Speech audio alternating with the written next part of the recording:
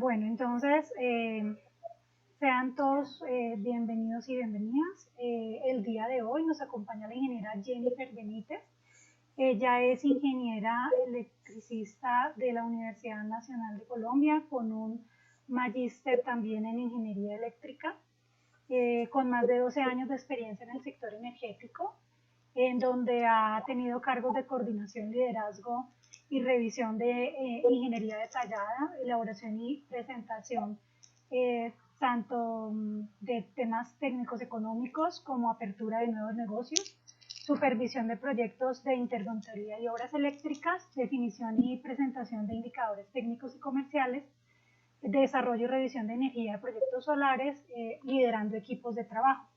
Actualmente está en el desarrollo de ingeniería y construcción de plantas solares fotovoltaicas, en donde conoce el detalle técnico, la gestión de proveedores, contratistas, tiempos y el mercado de la energía solar. Ingeniera, bienvenida y el auditorio es todo suyo. Muchas gracias por la introducción. ¿Me confirmas? ¿Tú tú presentas las diapositivas? Sí, yo voy señora. hablando, ¿sí? Sí, en estos momentos ya está en presentación. ¿Me escuchan? Sí, señora, en estos momentos está en presentación la primera diapositiva, ingeniera. Listo, bueno, muchas gracias. Bueno, sí, la presentación pues se denomina Desarrollo de Parques Solares Fotovoltaicos en Colombia.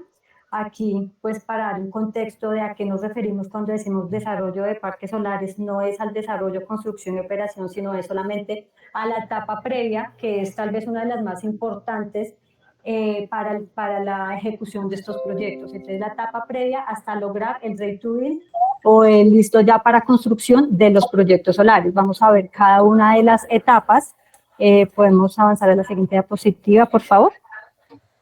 Listo, vamos a ver como cuáles son cada una de las etapas que nos llevan a realizar cada una de estas actividades. Entonces, la primera, pues, la planeación. Vamos a ver cómo planeamos cuando tenemos los primeros insumos o los objetivos de un predio, de un proyecto. Posteriormente, vamos a hablar de la prefactibilidad. Cuando tenemos muchos predios, cuáles son los aspectos en los que nos basamos para decir cuál predio es o tiene mejores condiciones sobre los otros y con cuál empezaríamos a hacer un estudio un poco más detallado. Luego vamos a ver el aseguramiento predial, qué es lo que es importante tener en cuenta en este aseguramiento predial, una ingeniería básica detallada, que es lo que nos permite tener la información con la cual el proyecto va a cumplir con ciertas condiciones técnicas, bien sea para presentar el estudio de conexión ante el operador de red, para cumplir temas de energía que se espera de algún tipo de proyecto.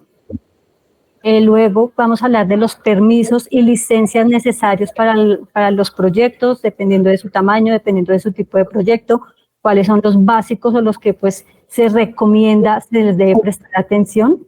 El proceso de la UCME, ya que pues ellos son los que ahorita están encargados como de unificar todo el proceso de asignación de transporte y de conexión, y el proceso para conexión a la red. Siguiente. Si tienen algunas preguntas, los vamos dejando al final, las van anotando, con eso pues ya podemos ir dando respuesta al final, por favor. Bueno, en la planeación, inicialmente cuando se inicia este tipo de proyectos, como lo decía, lo primero que se hace es búsqueda de terrenos. Aproximadamente se tiene como una medida estándar para los proyectos de generación solar fotovoltaica. La medida es de 1 hectárea por megavatio pico de potencia instalada.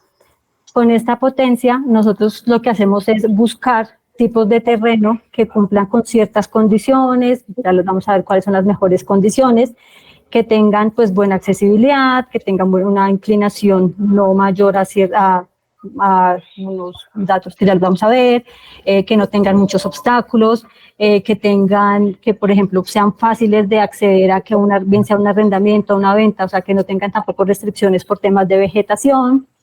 Y esta planeación, digamos que la selección de estos terrenos la basamos en 5 aspectos principales. Un aspecto es el técnico, puesto que para todos estos tipos de proyectos se requiere una línea de conexión. Dependiendo del tamaño del proyecto, pues va a requerir una línea de conexión, bien sea en media tensión, bien sea en alta tensión, pero ¿cuál es la distancia óptima de que debe tener esa línea para que el proyecto sea viable económicamente? Y es muy importante también no solo pensar en la viabilidad técnica, sino también en la viabilidad económica. Entonces, aquí tenemos, por ejemplo, un estándar, pues bueno, un estándar dependiendo del tipo de proyecto, si va a estar a 1.5 kilómetros o más. Pero estos 1.5 kilómetros, ¿de qué forma son? Son subterráneos. Si es 1.5 kilómetros subterráneos para un proyecto de 10 megas, pues no va a ser tan económicamente viable como si lo va a ser tal vez para un proyecto de 50 megas. Para un proyecto de 50, de 100 megas vamos a requerir una línea muchísimo más larga, pero pues vamos a tener cómo sustentarlo más en todo el proyecto. Entonces eso depende, o sea, por eso son aspectos que hay que tener muy claros desde el inicio, tanto de la potencia y del punto de conexión, y ahí plantear cuál va a ser la distancia de la subestación. En cuanto a la cercanía a vías principales, pues eso también nos facilita mucho la construcción de los proyectos. Es uno de los aspectos importantes a revisar. Con esto, pues nos podemos basar en la ley 1228 del 2008, en la cual indica cuáles son como los espacios que se debe tener a estas vías principales y qué uso se les puede dar. El segundo factor es el tema biótico, entonces las coberturas, qué tipo de territorio es, si tiene de pronto un uso agrícola, si es un bosque protegido, si es un área seminatural, si es un área húmeda, qué tan húmeda es, qué tipos de pronto de canales, de canalización o drenajes tiene cercanos. Tal vez en esta etapa que estamos en un poco inicial, con una visita nos podemos ir dando cuenta, en una visita nos podemos ir dando cuenta esos aspectos principales que nos llevan a definirnos o a descartar algún terreno. ¿Qué biodiversidad sensible puede haber en el sitio? Que de pronto haya un bosque que tenga un tipo de especie que sea protegida. El tercer factor es el abiótico. Aquí era donde hablábamos pues del tipo de inclinación de los proyectos. Entonces, ¿qué pendiente tiene este tipo de terrenos? Los que están más o menos entre un tipo de inclinación del 0 al 3%, pues es algo ligeramente inclinada, del 3 al 12%, de acuerdo a nuestro proyecto, cuál es el límite de este nivel de inclinación que puede tener el terreno para que el proyecto sea técnicamente viable, para que el tipo de estructura se pueda implantar y que en su tipología no nos afecte por este tipo de inclinación, ni tampoco de pronto una inclinación nos haga que una de las mesas o una parte de las mesas sea muy alta, entonces pues eso requiere un costo extra en estructura para que la mesa pues tenga esa altura necesaria. ¿Qué cuerpos de agua podemos encontrar en el sitio? Si son canales sencillos, si son dobles, si son drenajes, si son highways, lagunas, si son sistemas de agua artificiales, si se pueden modificar o ocupar esos cuerpos de agua. Siguiente, por favor. En el tema geopolítico, es necesario realizar consultas. Ya vamos a ver cuáles son las principales herramientas para hacer esas consultas. Entonces, si son centros poblados, entonces si son distritos, si son cabeceras municipales, si son caseríos de inspección, si son corregimientos. Hay que conocer muy bien cómo es el entorno, cómo es la ubicación geopolítica de esta zona, ya que eso pues nos va a facilitar la interacción tanto con las entidades que van a estar no asociadas, pero sí interesadas en beneficio del proyecto, y que pues son proyectos que tienen una duración de más de 20 años en la zona, entonces pues se tiene que establecer una muy buena relación con dichas entidades y comunidades. ¿Qué limitantes podemos encontrar en los sitios? Entonces limitantes como reservas forestales, humedales, de pronto distritos de conservación, áreas que sean mayormente inundables. Esto normalmente lo que lo llamamos como áreas importantes para la conservación también de aves, entonces los AICA, los RAMSAR, de acuerdo a la declaratoria sobre humedales para la conservación. Hay una ley, la ley 2 de 1959, que nos habla sobre las reservas forestales protectoras, entonces qué zonas tenemos que proteger y qué zonas de seguridad, por decirlo así, o franjas de seguridad, tienen, por ejemplo, estas zonas o estas especies de protección y de reserva. ¿Qué ductos, si de pronto tenemos algún título minero que esté cercano o alguna industria minera que esté cercano al terreno donde se desea implantar el proyecto? La segunda etapa, entonces, cuando ya hemos decidido o ya hemos caracterizado los terrenos para iniciar ya un estudio un poco más detallado, es esta etapa de prefactibilidad, donde hacemos una identificación predial, una identificación predial en la que, pues, a partir de las consultas que se hacen del certificado de tradición y libertad, podemos identificar cuál es el estado del predio.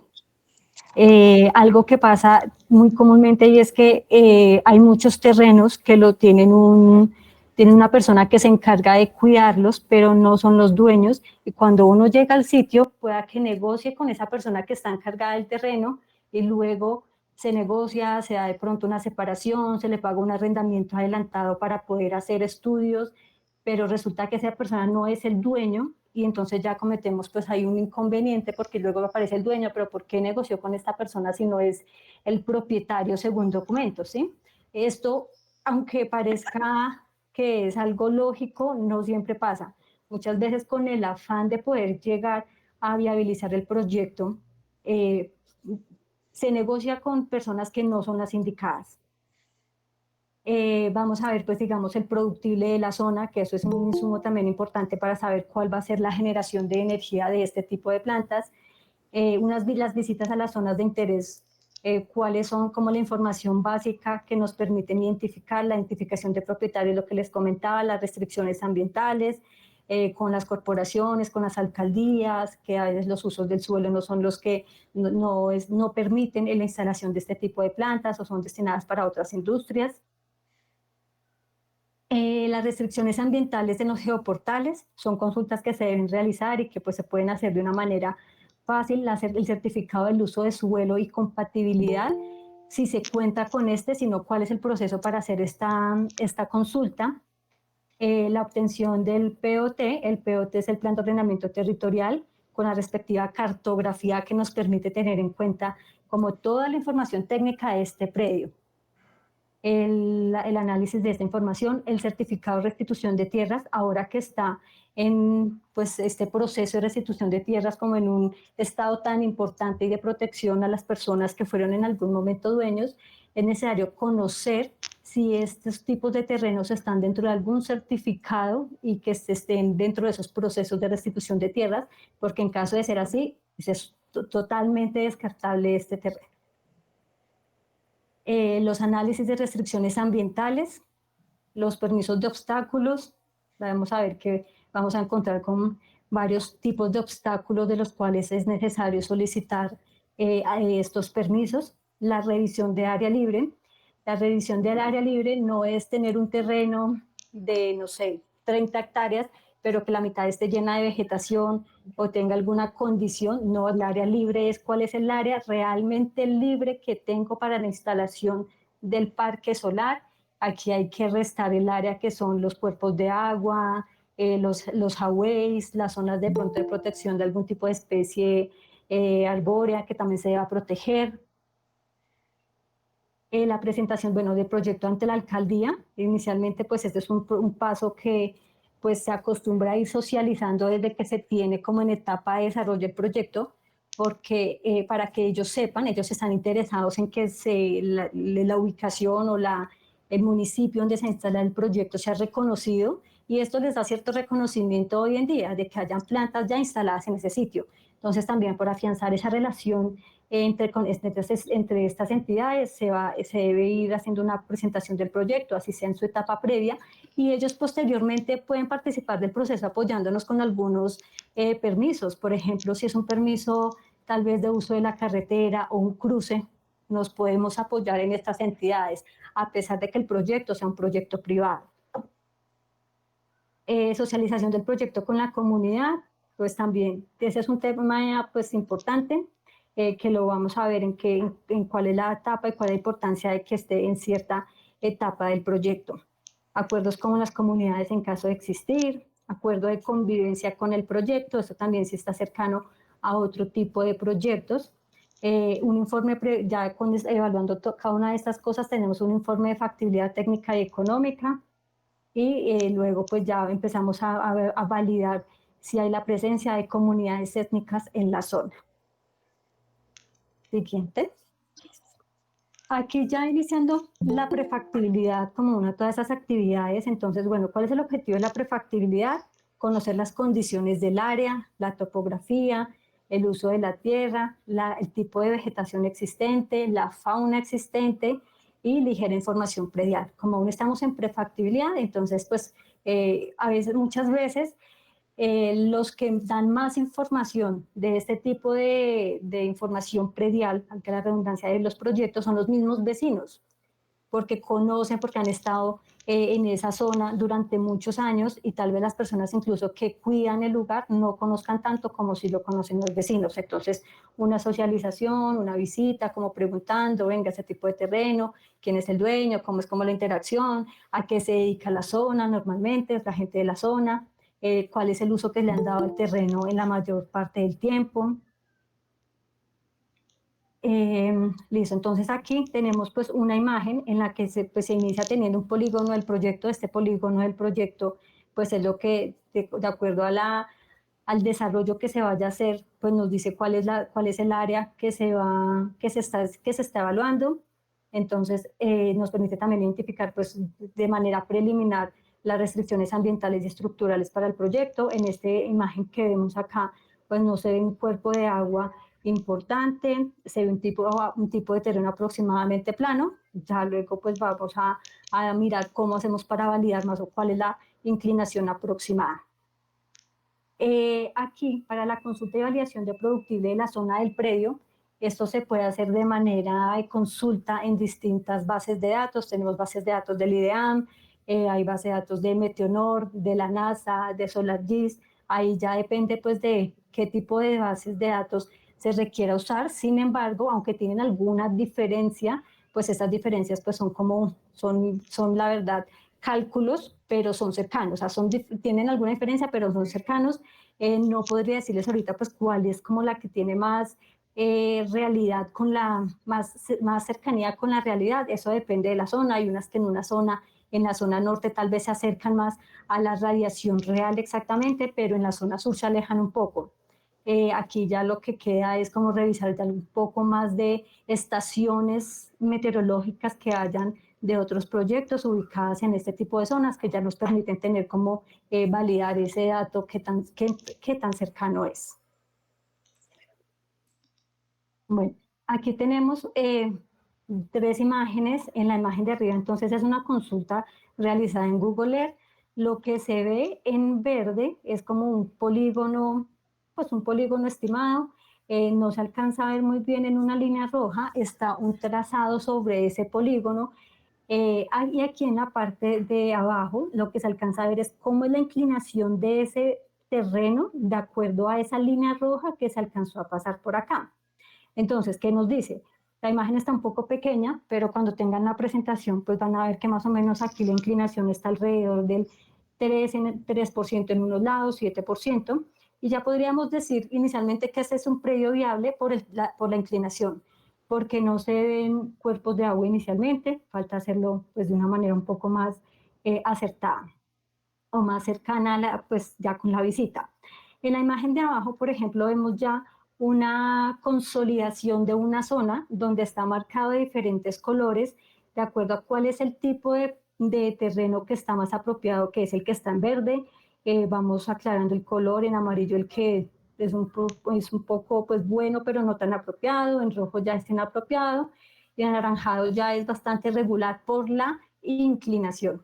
Esto si estamos concentrados en un solo o en una zona, en una región donde decimos, bueno, el proyecto sí o sí tiene que ser ahí, miremos en toda esa zona cuál va a ser el terreno más óptimo, porque, por ejemplo, tenemos el punto de conexión ahí cercano, entonces nos centramos en esa zona y lo podemos buscar de esa manera. Aquí tenemos otra imagen. Este es el caso de ejemplo de otro tipo de proyecto, donde vemos ¿Cuál es el predio? Aquí el predio es el que está resaltado en amarillo. Y se encuentra como todas las limitantes. Entonces, las líneas rojas son drenajes naturales existentes, lo que está en rojo es título minero, lo que está en verde es una zona de aproximación, aquí la línea negra es una línea negra, donde la restricción es que es una línea negra por existencia de comunidades étnicas o indígenas o raizales o afrodescendientes, que ya pues eso depende de la consulta que se haga. Y la zona azul es una zona de inundación por la existencia de bien sea un cuerpo cercano que cuando está en época lluviosa, pues el agua inunda toda esa zona, pero no alcanza a llegar al sitio. Entonces, digamos que ahí ya se va planteando como cuáles son todas las restricciones y cómo tenemos que ir adaptándonos a esa zona o a ese polígono con sus restricciones para plantear el diseño de la planta. En aseguramiento predial tenemos, bueno, un análisis prejurídico predial. Entonces, ¿cuál es el objetivo de este análisis prejurídico?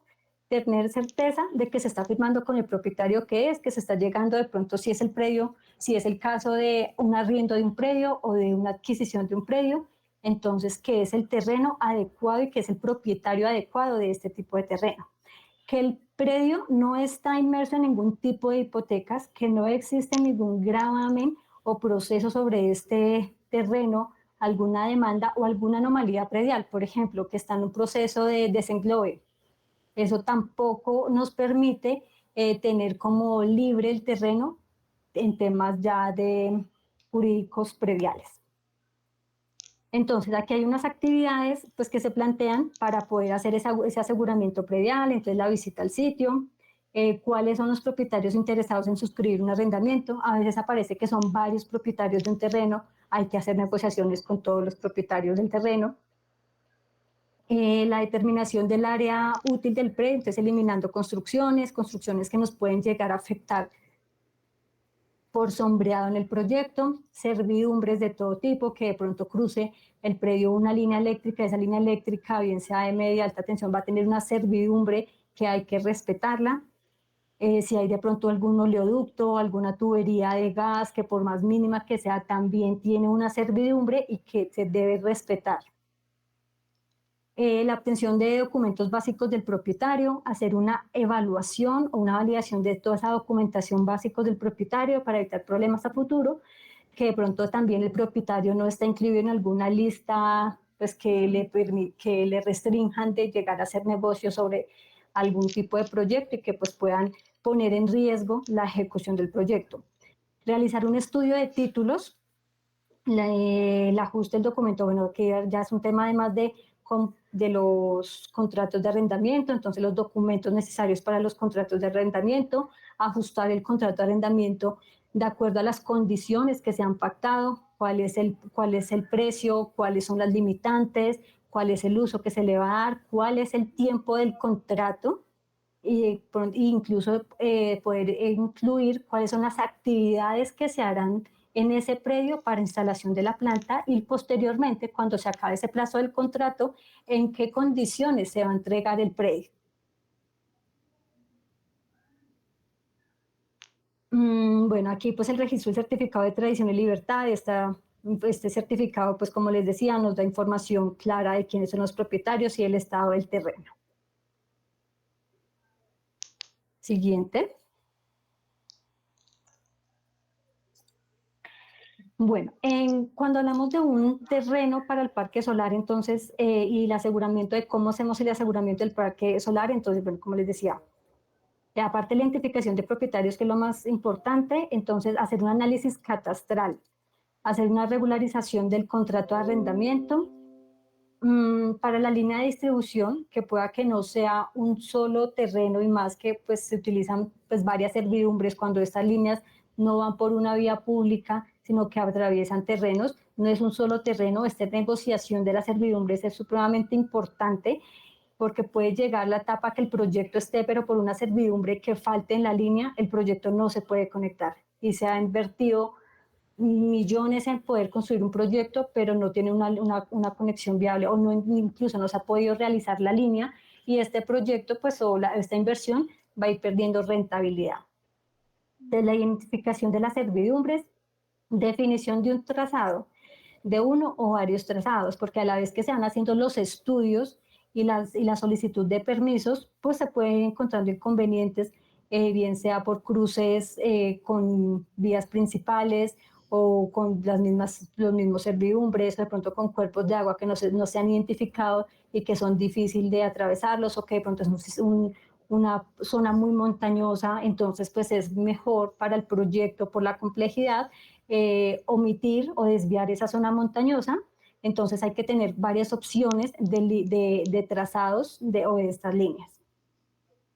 En cuanto al tema también, bueno, siguiendo líneas de distribución, realizar las consultas iniciales a las autoridades de la zona, al operador de red, se le debe socializar también el proyecto. Ellos muchas veces tienen información y pueden plantear de pronto soluciones o de pronto un mejor trazado para esta línea, teniendo en cuenta cuáles son las obras que ellos plantean hacer o teniendo conocimiento de los circuitos que pasan cercanos a esa zona.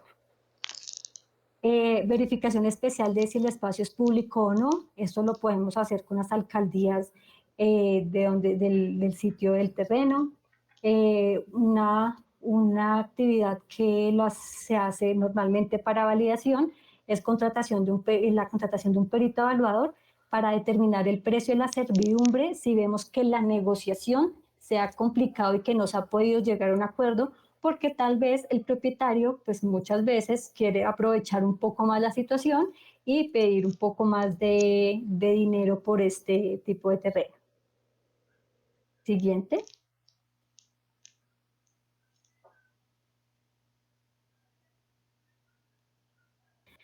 Bueno, en cuanto a la línea, entonces seguimos, digamos que aquí la línea, en caso de que la línea de distribución llegara a cruzar alguna vía o solo alguna franja de protección, entonces pues se debe recurrir a la ley 1228 del 2008. Como les decía, esa es la que nos dice cuáles son las franjas de seguridad para el uso de estas vías. Cuando las vías son de primer orden, o sea que son troncales o transversales, las consultas y los permisos se deben gestionar con la ANE y con Envías. Para el caso de las vías que son de segundo orden, es decir, que son intermunicipales, se hacen normalmente con las gobernaciones del municipio.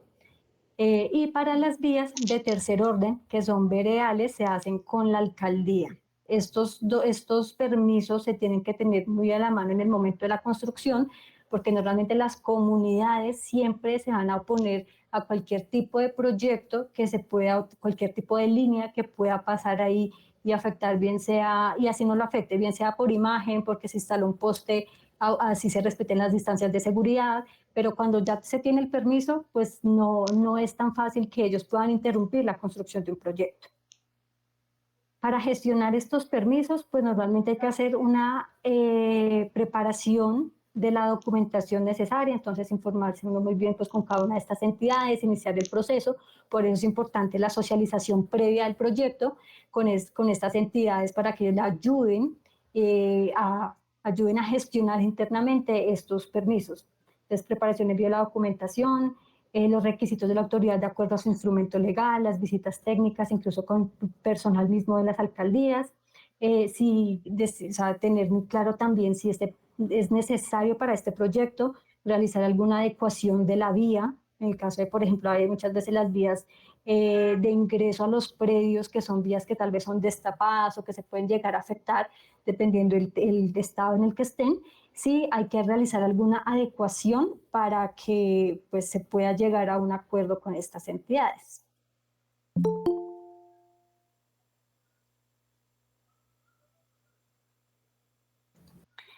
Bueno, aquí en ingeniería detallada, el análisis solar, como les decía, con que el insumo básico es la consulta de radiación solar de la zona, la que nos va a permitir definir cuál es la mejor orientación de este sistema solar fotovoltaico, si de pronto, por ejemplo, por el tipo de terreno, si tienen un albedo superior a 2, entonces que ese nos permite tener o viabilizar más la implantación de seguidores solares y no de estructura fija y tener una ganancia adicional sobre esa energía. teniendo en cuenta el costo de este tipo de estructura, que es mayor al de estructura fija, o que de pronto hayan algún sombreado cercano, bien sea porque hay montañas muy lejanas, pero que en algún momento pueden llegar a afectar las sombras con sombras sobre el proyecto.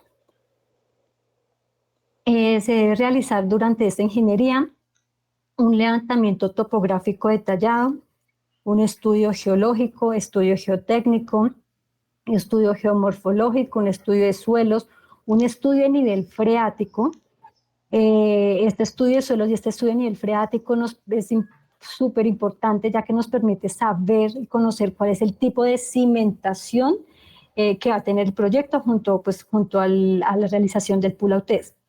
El tipo de cimentación de la estructura del proyecto es uno de los ítems más importantes en la evaluación económica del proyecto. ¿Por qué? Porque no es lo mismo tener un proyecto con un hincado directo, bien sea 1.5 o 2 metros, a tener que construir micropilotes de 2 metros en cada una de estas columnas de la estructura, o tener que construir una zapata, no sé, aquí por decir algo, de 2 metros por 2 metros, para que el terreno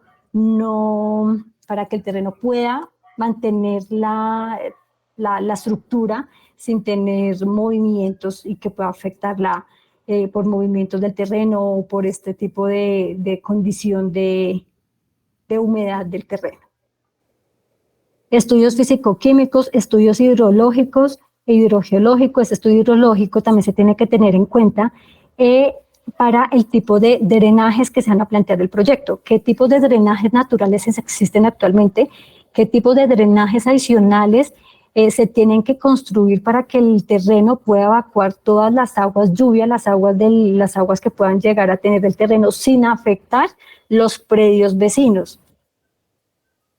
Normalmente esos estudios se hacen pues con varios periodos de tiempo, 15 a 15 años, normalmente 15, 50 y 100 años, aunque los proyectos no duran 100 años, tienen una duración de más o menos 20, 30 años, pues la vida útil de los paneles, pero los estudios normalmente se hacen a 100 años. ¿Por qué? Porque es que no se sabe cuál fue el último momento que se inundó ese terreno y a partir de ahí se tienen que contar 100 años. Pueda que el más cercano, tanto en temas económicos para la construcción del drenaje, sea el de 50 años, pero el estudio no se puede descartar a 100 años. Creo que nos podría dar información importante para tener en cuenta para este planteamiento. Estudio de atmósfera, de aire y ruido, esto más como por las condiciones de operación que va a tener el proyecto. Si de pronto, por ejemplo, el área donde está ubicado es cercano a una zona carbonera, entonces cómo es la atmósfera, cómo es el aire del lugar, esto va a tener residuos que poco a poco van a ir cayendo sobre los paneles y van a ir quedando como una capa, lo cual hace que estos paneles vayan a perder eficiencia o capacidad de generación hasta que se le haga el limpiado o esas actividades de mantenimiento preventivo y de limpieza tienen que hacerse con una frecuencia mayor. Estudios de vertimiento, pues en caso de aplicar, deslumbramiento, pues en este caso deslumbramiento no hay, los paneles no van a generar ningún tipo de deslumbramiento sobre las zonas, por lo tanto en este caso no aplicaría.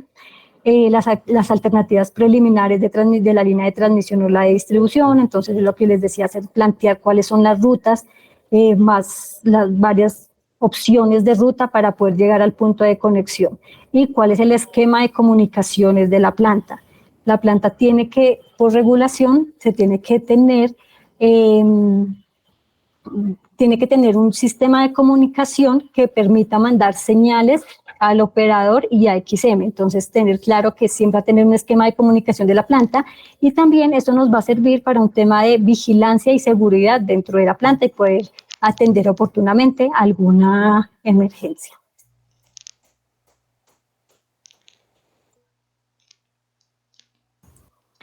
Bueno, aquí en esta imagen, pues tenemos que de acuerdo pues a campañas de campo que se llevan en las visitas a las áreas del proyecto, entonces también se verifican estas restricciones. Aquí como vemos, este era el mismo terreno, lo vemos un poco más cerca, el terreno tiene unos arroyos, unos arroyos que atraviesan en algunas partes este terreno, los cuales se tienen que esquivar.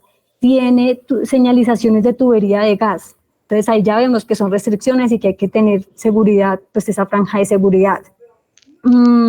Hay que tener también en cuenta por dónde va a pasar las vías de acceso de vehículos, la ubicación de los equipos de mayor tamaño, pues porque es donde se tiene que tener presente la construcción de una vía, bien sea una vía perimetral o una vía que atraviese hasta cierto punto, y esto ya se puede hacer pues con un vehículo más pequeño para la limpieza, y tener también en cuenta cómo se va a llevar el agua para el mantenimiento y para la limpieza de los paneles y los equipos que requieran mantenimiento.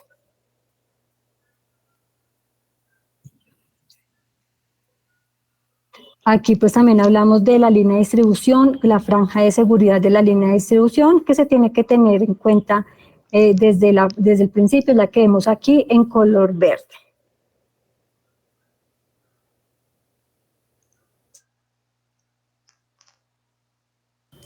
Siguiente. Listo, una vez evaluadas todas estas restricciones, aquí ya vemos un caso de ejemplo de un proyecto en el que ya tiene un layout en el que aquí está contemplada una estructura en seguidor. ¿Por qué se ve que es en seguidor? Porque si vemos las mesas de paneles están ubicadas de manera vertical, como líneas verticales. ¿Esto qué quiere decir? Que las mesas van a girar de este a oeste, donde van a tener, que es el mismo movimiento del sol, por lo tanto van a tener mayor captación de esa radiación solar. A veces podemos encontrar que bien sea por las restricciones del espacio, que es un espacio de pronto muy reducido, que tiene muchas restricciones con cuerpos de agua o zonas de protección, el espacio no es suficiente para tener una estructura tracker. ¿Por qué? Porque el hecho de la estructura tracker o seguidor requiere que la separación de las mesas sea mayor a la estructura fija. ¿Para qué? Para poder tener el movimiento necesario sin llegar a causar sombras una mesa sobre la otra. Aquí entonces, como vemos, se está manteniendo esa franja de seguridad de los cuerpos de agua. Si no estoy mal, según el símbolo anterior era un Huawei, entonces también se respeta este Huawei aquí como zona de restricción. Aquí se está planteando cuál es la vía de acceso, no, esa es otra restricción por los puntos azules, y se le da forma al predio del proyecto. Aquí también es muy importante, del terreno. Aquí es importante tener en cuenta de hacer el uso óptimo de este tipo de terrenos. Muchas veces, por facilidad, se plantean este tipo de implantaciones de una manera como muy cuadriculada. Sin embargo, si nosotros llegamos a correr estas mesas un poco hacia acá abajo, podemos liberar un poco de espacio en esta zona, donde nos podría caber otra mesa un poco más pequeña, pero que puede llegar a ser necesaria por la potencia que tengamos definida para el proyecto o por la ubicación de otro equipo que requiere también un área. Importante también tener en cuenta que este tipo de terrenos, pues para el proyecto por temas de seguridad, lleva un cerramiento. Ese cerramiento también debe tener un espacio entre la malla de cerramiento y la mesa para que no cause sombra. Uno diría, pero pues un cerramiento que es una malla, que no es muy gruesa, ¿qué sombra le podría causar a los paneles? Sin embargo, sí causa alguna sombra y pueda que sea una sombra sobre una parte baja del panel. Puede decir, digamos, por ejemplo, si todo este fuera un panel, entonces sobre una parte aquí muy bajita. Pero ¿qué pasa? Si un panel tiene una sombra, pero el resto del string no tiene sombras, igual se va a ver afectado todo el string, ya que la sombra sobre un panel afecta toda la cadena que esté conectado al mismo string. Entonces, pues, eso va a llegar a generar deficiencias en la generación o pérdidas por sombreado. Siguiente. Aquí ya un poco más pues vemos como con los estudios topográficos y con las curvas de nivel se van identificando pues esas zonas de mayor elevación o que se puede hacer que pueden llegar a ser más complejas de la instalación del proyecto y los cuerpos de agua. Entonces aquí vemos un sistema de drenajes, aquí vemos donde las curvas de nivel están muy pegadas, es porque la zona tiene mayor desnivel. Cuando vemos que una zona o que estas curvas son separadas, entonces el predio pues tiene más baja elevación, por lo tanto es un poco más plano o de menor inclinación y puede ser más apto. Aquí, como veíamos las restricciones, aquí estos cuerpos de agua, importante identificar esos cuerpos de agua hacia dónde desaguan, que no sea que llegue de pronto a impactar una zona del proyecto, o a veces pasa que por más de que el terreno sea óptimo, de que los drenajes naturales estén en buenas condiciones, cuando se llega a hacer un movimiento de terreno, se afectan las condiciones del terreno y se puede estar llegando a incluso obtener más agua de la que normalmente le llegaba al predio por medios naturales. ¿Esto qué va a hacer? Que sea más complejo construir el sistema de drenajes y encontrar el punto óptimo, y ya pues son más gastos en que se va a incurrir para el proyecto.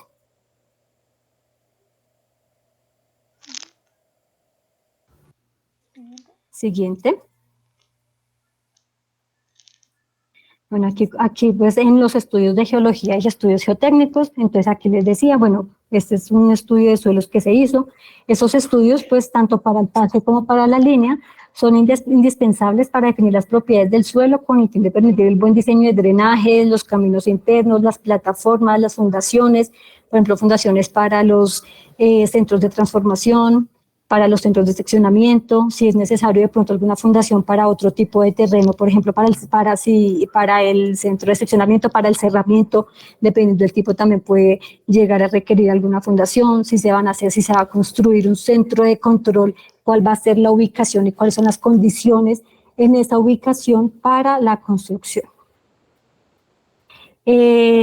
Aquí pues digamos que vemos, por ejemplo, en este que es la imagen del mismo predio, entonces, como cuál es la geomorfología que se identifica en la zona, cuáles son el diseño constructivo preliminar, de acuerdo a este proceso, pues se ha hecho el pull-out test, que es una prueba de hincado que se hace sobre ciertos puntos del terreno para identificar a qué profundidad va a ser la hinca, o si en caso pues no puede llegar a ser hinca porque el terreno, por ejemplo, es un tipo de terreno relleno, entonces que la existencia de muchas piedras va a hacer que las hincas se doblen, entonces ahí ya tendremos que recurrir a una cimentación por zapata.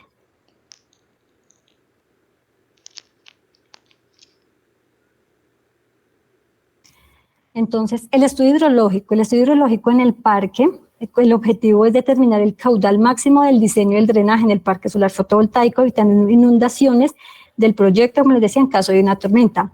No es que aquí en Colombia no es que tengamos tormentas recurrentemente, sin embargo, pues por la vida útil del proyecto es necesario tenerlas en cuenta. ¿Qué tan grande y de qué tipo va a ser ese drenaje? ¿Cuál es la capacidad máxima de absorción que tiene el suelo? Si de pronto puede pasar que haya una zona, si es un proyecto muy grande, que una zona sea muy inundable, pero sobre esta zona, eso no quiere decir que sobre toda la zona del predio se va a requerir algún tipo de cimentación. Una puede ir con hincado directo y la otra zona con cimentación, y el tipo de drenaje, algo que se puede plantear, es por donde van las vías internas para llegar a todo el terreno, a todos los puntos para su mantenimiento. Hacia esos costados se pueda crear una zona de drenaje que pueda ir haciendo que el agua fluya por una vía pues ya digamos más larga, sin necesidad de que se acumule en un solo sitio y tengamos pues esta situación compleja en algún tipo del proyecto.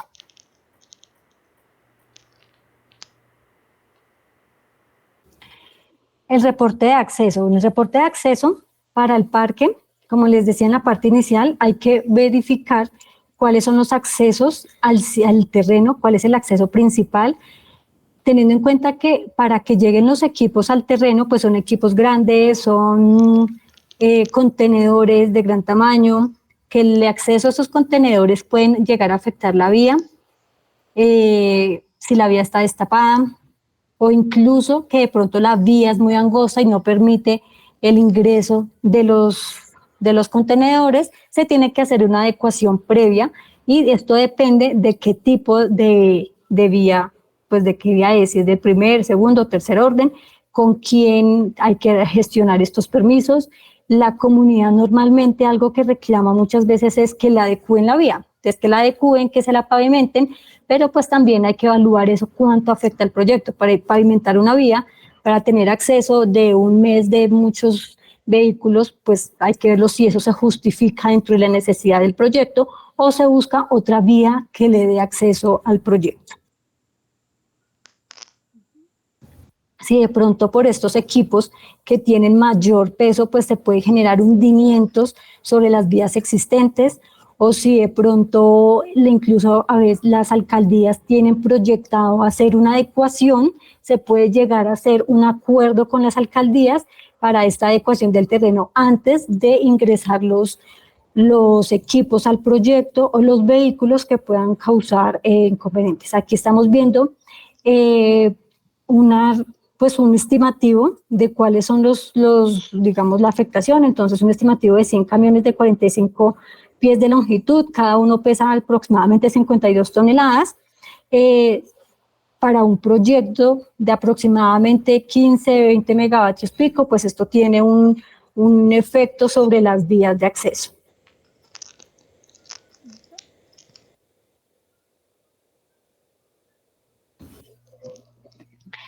Bueno, aquí en la ingeniería básica.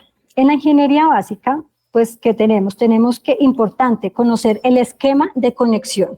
El esquema de conexión en la subestación, si va a ser una conexión tipo bahía, tipo celda, si la bahía tenemos espacio para la construcción de un nuevo pórtico, qué equipos tenemos que instalar en la subestación, si el operador de red ha avalado esos equipos. Muchas veces se tienen restricciones, bien sea de tipo de equipos, entonces que el operador de red no permite que sean reconectadores, sino que tienen que ser celdas.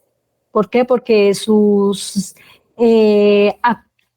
modificaciones o adecuaciones sobre la subestación, ellos lo tienen en un plan a corto plazo, que todo lo van a pasar a celdas. Entonces, si pues llegamos con un reconectador, no lo van a aprobar. Entonces, pues desde el principio plantear esta conexión en tipo celda o lo que requiera el operador de red. El ingreso, ¿cómo va a ser? Si el ingreso va a ser de manera subterránea, de manera aérea, qué equipos de comunicación tienen en sitio que a los que nosotros también podamos llegar. El uso también de, por ejemplo, energía para los servicios auxiliares, hay que tenerlo claro, si lo hacemos accediendo a energía de la planta o lo hacemos accediendo a energía propia de la subestación con una facturación de acuerdo al consumo. En la topología como tal del parque solar, con toda la información anterior y toda la validación, tanto de productible, de tipo de terreno, de zonas, entonces, ¿cómo va a ser la tipología? Lo que les decía, la tipología, si es una estructura fija, si es una estructura tracker, qué tan grande va a ser, qué tan grande pueden ser las mesas, qué tanto espacio entre mesas voy a tener, cuál va a ser la altura sobre el suelo digamos, cuando el panel está en su inclinación máxima, que es aproximadamente entre 60%, 60 y menos 60%, cuál va a ser la altura del suelo, esto por temas de mantenimiento o por crecimiento de pronto de vegetación, que pueda llegar a acceder pues muy fácil a los paneles, incluso generar sombra o de pronto acceso de animales. Si utilizamos una tecnología, por ejemplo, de panel que sea bifacial o que sea monofacial, esto depende pues también del análisis técnico-económico en cuanto a energía producida por este tipo de proyectos con todas las condiciones del lugar frente a los costos que tiene cada uno de estos equipos o de instalación o de construcción total del proyecto. Lo que les decía también de las líneas de transmisión, la línea de transmisión sí va a ser una línea de distribución de 13.2, de 34.5, de media tensión, que es lo necesario para llegar al punto de conexión, dónde va a ser el punto de conexión, si la línea va a ser en algunas zonas por la vegetación va a ser desnuda en un cable ACCR, o va a ser de un cable encauchetado, o va a ser una línea que vaya trenzada. Eso depende, eso son evaluaciones que se tienen que hacer durante el proyecto y costos que se tienen que tener en cuenta dentro del CAPEX del proyecto. Las propuestas de trazado. Aquí algo importante también a tener en cuenta es la ubicación de los equipos. Entonces, ¿cuáles son los equipos, aparte de las mesas, que vamos a tener en cuenta? Centros de transformación, inversores, qué tipo de inversor queremos para el proyecto y qué es lo más recomendable de acuerdo al tamaño del proyecto. Para proyectos que están por encima de 20 megavatios podemos encontrar entre sugerencias de los proveedores inversores centralizados.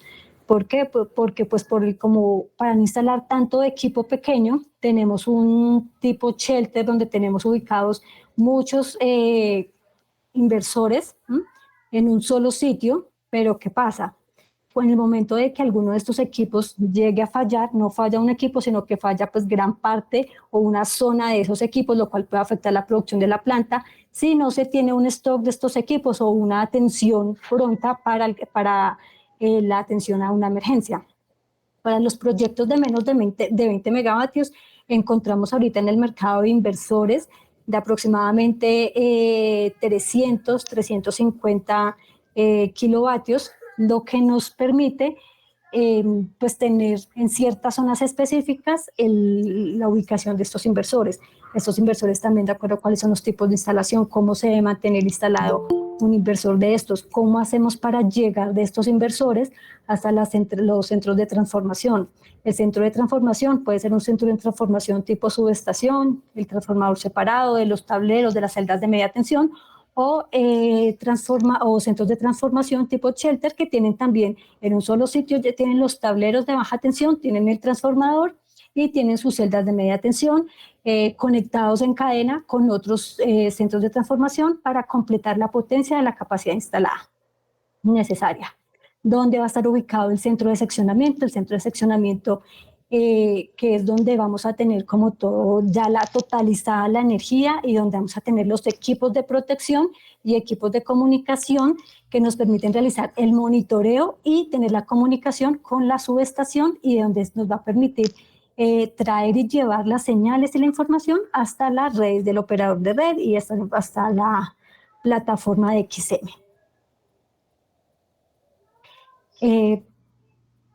Son licencias y permisos. Bueno, aquí hay algo importante, entonces, certificación de necesidad o no de licencia ambiental. Actualmente se está manejando y hemos visto que hay muchos proyectos que se han ya construido o que se están gestionando o que están en proceso de desarrollo, que están por debajo de los 10 megavatios en AC. ¿Por qué de estos proyectos? Porque actualmente esos proyectos no requieren licencia ambiental. Hay que sacar, sí, permisos de hacer un estudio de impacto ambiental, eso normalmente lo piden, pero no requieren una licencia. Para proyectos mayores a 10 megavatios ya requieren una licencia ambiental, y de ahí para arriba pues requieren más.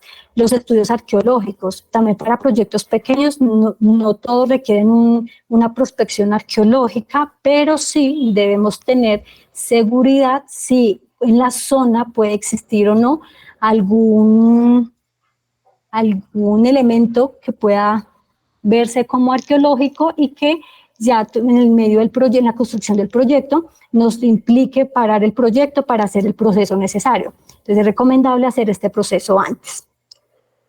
Los permisos de modificación de acceso, como les decía, con las entidades pues, de la zona, bien sea alcaldías, gobernaciones, incluso hasta comunidades a veces también se pueden ver inmersas en esta actividad. La aprobación para la prospección, esto es la prospección arqueológica, la erradicación del informe de prospección.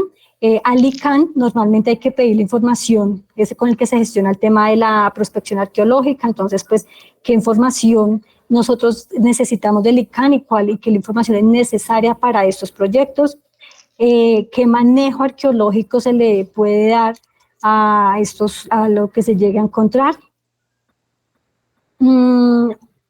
Para el caso de otro tipo de licencia que puede requerir los proyectos normalmente por el uso, que son proyectos de energía, ¿sí? no requieren licencia de construcción, pero cuando es solamente la parte solar, cuando ya es la parte, por ejemplo, del cerramiento, dependiendo del tipo de cerramiento y que requiere algún tipo de cimentación, si hay que sacar una licencia de construcción, o si de pronto la construcción del cuarto de control es una construcción en cemento o la portería, este tipo de construcciones sí requieren una licencia de construcción, pero para la cimentación normal de los equipos de la planta solar no requieren licencia de construcción.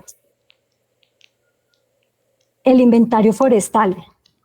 El inventario forestal es algo que también se debe tener muy en cuenta, se debe gestionar con la CAR de cada uno de los municipios o de la zona, tener en cuenta que cada árbol que esté en la zona y que tenga un diámetro a la altura del pecho de 10 centímetros requiere un manejo ambiental o que esté dentro de una licencia y que un permiso para tala o para poda.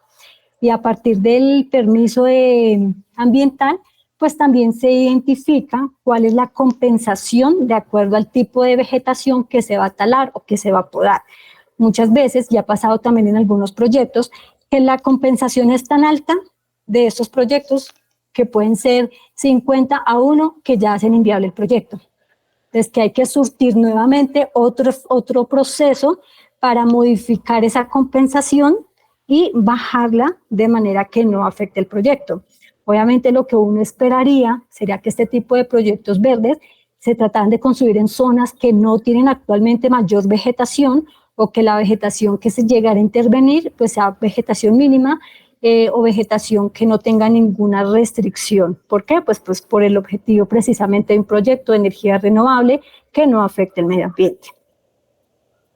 Entonces la erradicación del aprovechamiento forestal para la vegetación que les decía de 10 centímetros de diámetro a la altura del pecho, la aprobación de este permiso de aprovechamiento forestal, el plan de compensación, donde se realiza la compensación ambiental, eso también debe estar aprobado por la CAR de acuerdo a la ubicación del terreno, cuál es como el espacio apto de conservación que se puede incluso llegar a favorecer haciendo esta compensación en dicho espacio y con una vegetación que también la definiría la CAR en este caso. Estas zonas pueden ser zonas privadas. En caso de que sean zonas privadas, pues deben hacerse también su respectiva negociación con los propietarios del sitio para poder hacer uso para la compensación.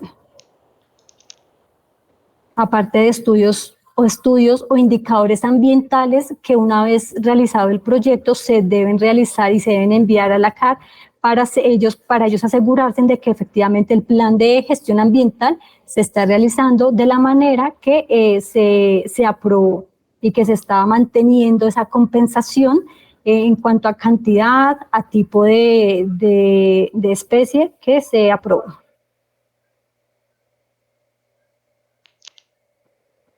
Siguiente. Bueno, aquí el componente social, el proceso de participación e información de las autoridades locales, comunidades del área, comunidades vecinas, donde se plantee construir un proyecto solar y la línea de distribución, pues es indispensable, teniendo en cuenta criterios de participación ciudadana, comunitaria. Ya hay una legislación, de acuerdo a la Constitución Política, para este tipo de procesos de participación y según la Ley 134 del 94, donde se dictan las normas sobre mecanismos de participación ciudadana.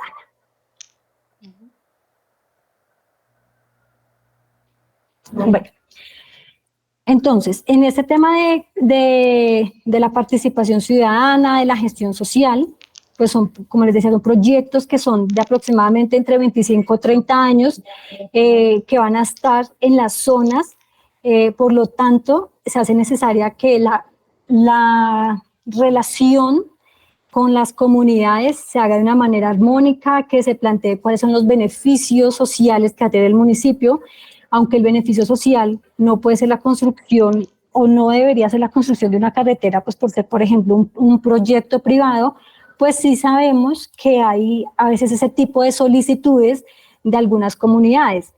Aquí, por ejemplo, algo que nos ha pasado o que se ve mucho en algunos proyectos se están construyendo en áreas donde han existido proyectos petroleros, es que la comunidad espera que así como tienen beneficios sociales de estos proyectos de petróleo, de exploración, los proyectos de generación solar también les dejen un beneficio. Entonces, que construcción de una escuela, eso depende del proyecto. Un beneficio directo se tiene que negociar y se tiene que incluir pues en esa evaluación del proyecto, ya que la energía normalmente, esa energía solar pues que se genera de estas plantas, no va a ser para estas comunidades, no va a ser que les llegue una tarifa más bajita, no va a ser que de pronto tengan energía gratis como pues a veces las comunidades quisieran. Entonces hay que hacerles ver de una manera diferente cuáles son los beneficios que podrían tener con la instalación de este tipo de proyectos. De los primeros, por ejemplo, beneficios que pueden ser usos de servicios de la zona, contratación de mano directa, tanto para la construcción, para la operación y el mantenimiento. De pronto sí, la construcción de algunas pequeñas plantas solares para algunas comunidades o la donación de algunos módulos solares. Eso depende ya del tipo de proyecto, del tamaño, del inversionista o propietario del proyecto y del uso que se le llegue a dar. Aquí es importante esta gestión social, tener una persona social, todo el proyecto, incluso desde la etapa de desarrollo, ya que las comunidades muy fácilmente se enteran de este tipo de proyectos y van a empezar a exigir beneficios. Por este tema, digamos que se deben pues, ejecutar acciones para lograr que las comunidades asentadas en la área de influencia acepten el proyecto, estén informadas, participen, se les haga consultas y conozcan cómo va a funcionar el proyecto. Esto pues, sería un impacto positivo del proyecto a la comunidad y a la relación armoniosa durante toda esta etapa de vida útil del proyecto.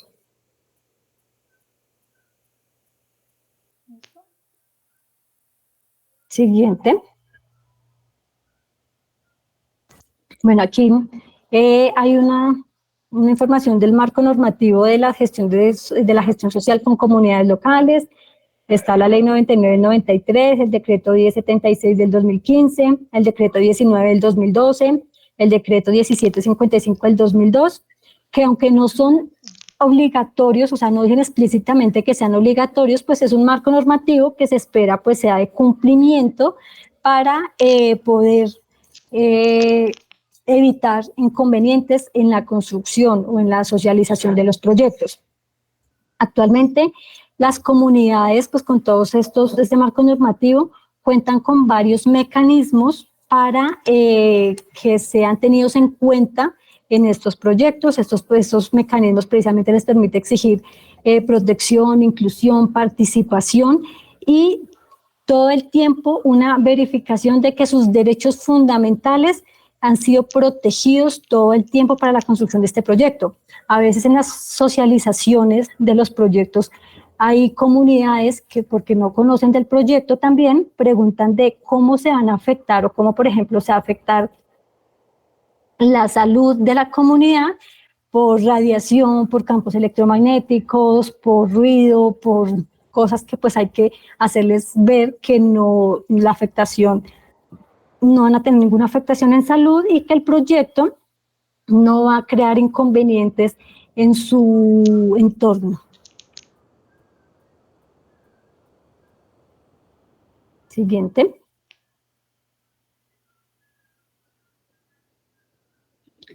Bueno, sabemos que hay zonas del país que tienen un componente social bastante fuerte, que el nivel de conflictividad es diferente, por ejemplo, en la zona norte, a la zona andina o a las zonas donde escasamente llega el sistema eléctrico o cuentan con energía durante algunas horas.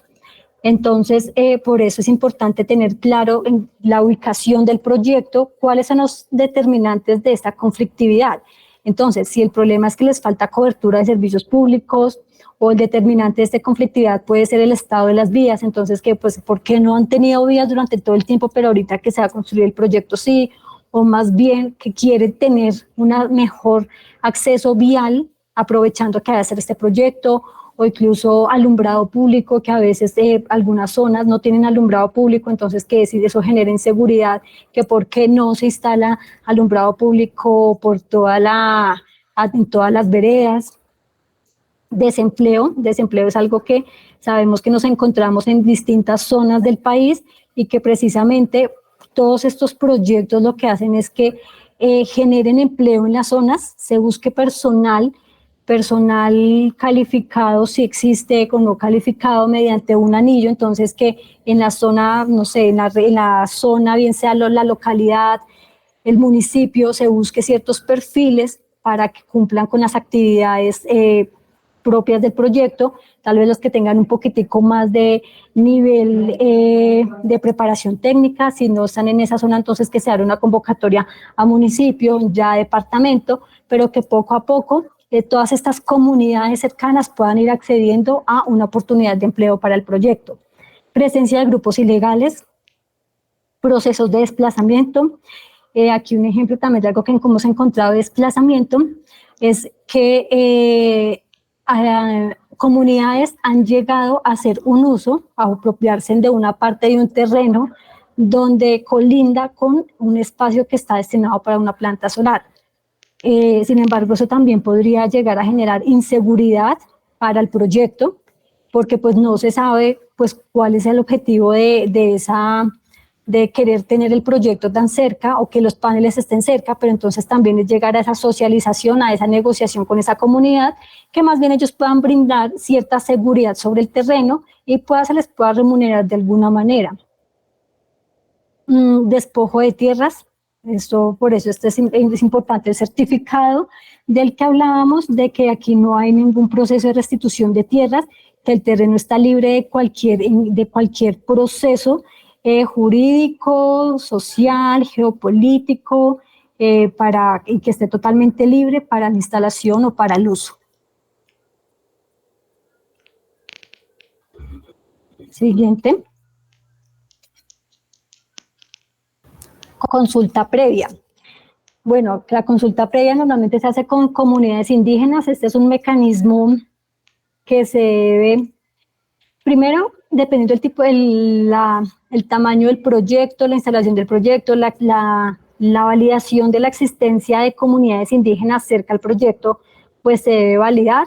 Aquí también queda como otro marco normativo que nos puede ayudar en esta consulta previa. No todos los proyectos requieren una consulta previa, eso depende precisamente de esa validación de existencia de este tipo de comunidades.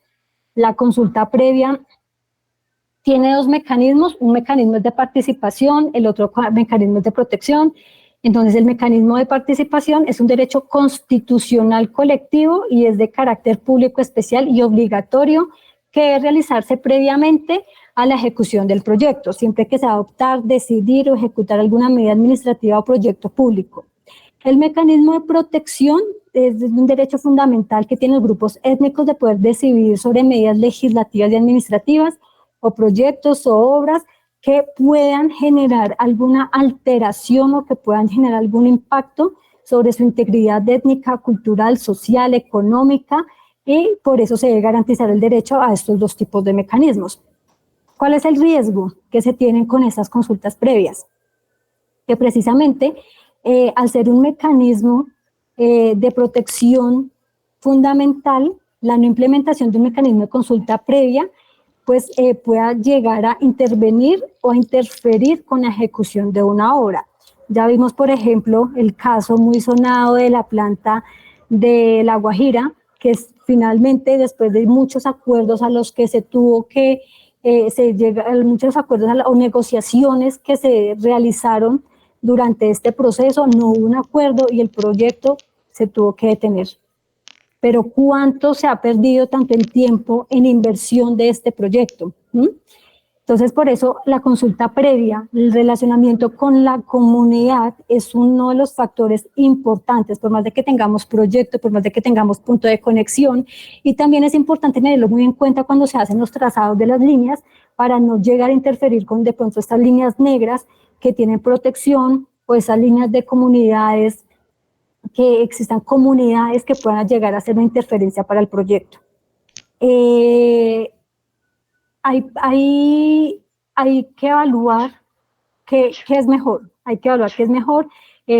creo que si de pronto para evitar, no sé, la interferencia con alguna comunidad, más bien desviamos la línea 5 kilómetros, hay que evaluarlo y es una de las etapas precisamente que están en esas rutas o en esas rutas de trazado, posibles trazados de la línea, que nos permita validar. Siempre que haya una necesidad y hacer la consulta o la validación con las entidades, si efectivamente hay comunidades en el sector, si estas consultas son necesarias y en caso de ser necesaria, realizarla con personal especializado que precisamente nos permita tener una comunicación, buscar el mecanismo también o la forma de hacer que este tipo de comunidades participen.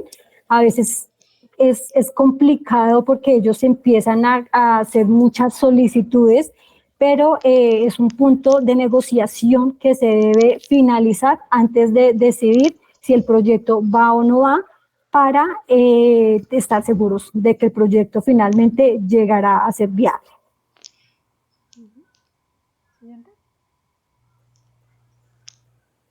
En cuanto a estudios ambientales, tenemos unos estudios de arqueología. Un estudio de arqueología puede durar aproximadamente entre 4 y 6 meses, dependiendo del tipo del terreno, el acceso al terreno que tengamos. En esta arqueología pues se hace la solicitud de la licencia de prospección, se hace la prospección arqueológica, un plan de manejo arqueológico dependiendo de esta prospección, y se hace mediante un proceso de erradicación y aprobación ante el ICANN.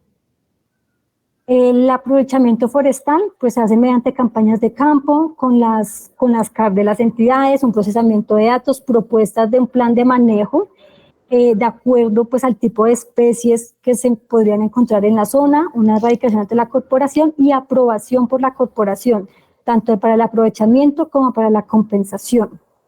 Ocupación de cauce.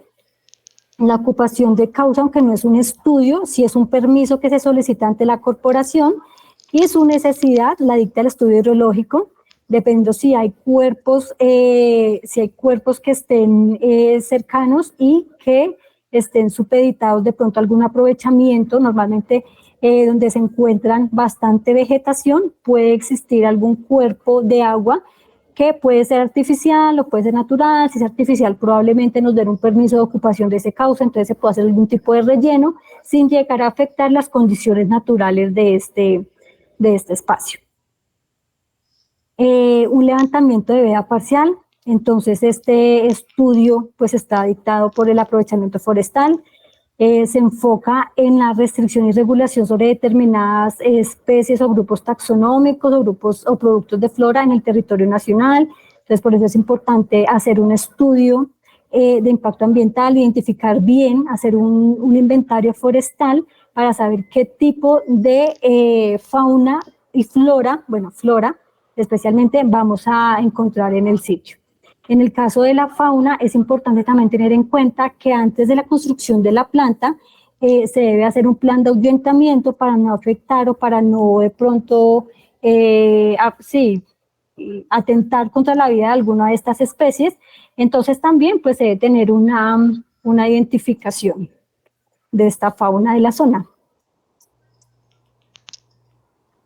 Permisos adicionales. Bueno, los permisos adicionales dependen de estas otras restricciones que podamos encontrar en el terreno o cercano al proyecto, o que otros proyectos están cercanos y que pueden llegar a tener una interferencia.